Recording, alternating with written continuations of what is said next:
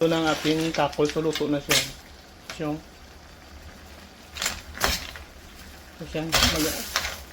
Masarap tong sabaw niya.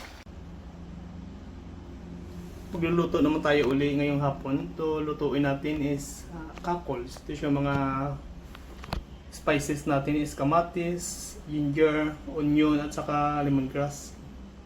Mag-uumpisa muna tayo, ikat natin muna to ang kamatis, mga spices niya, tapos magluluto na tayo. Mag-uumpisa na tayo magluto. Ito siya, ang kakols to. Pinadaan ko to sa brush ko to isa-isa. Malinis to siya. Tapos ito ng mga pangsahog natin, no. Ready to cook na to. Tapos cooking oil muna. Tapos ang onion niya. Tapos ang garlic niya. Tapos stir natin para lumabas ang aroma niya. Tapos ang kamatis.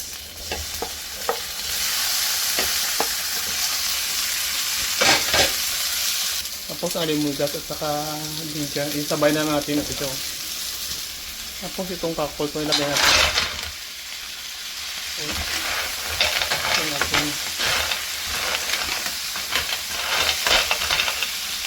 Tapos lagyan natin pampalasa. Ito siya.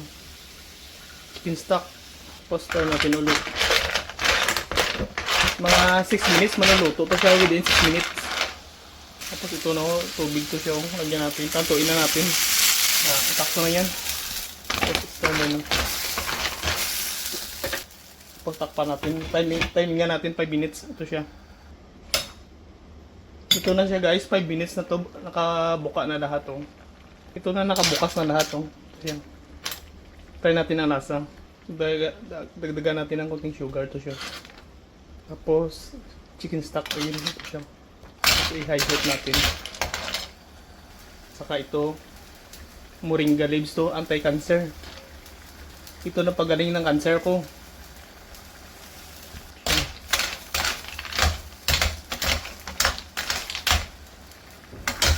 Ito na ang ating kakol. So, luto na siya.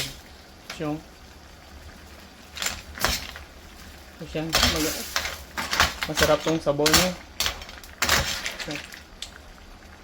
Salamat sa nanonood. Anti-cancer. Ito na pagaling ng cancer ko.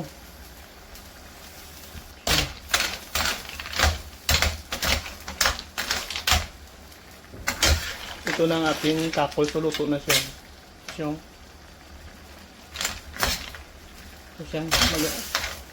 Masarap tong sabaw niya. Salamat sa nanonood.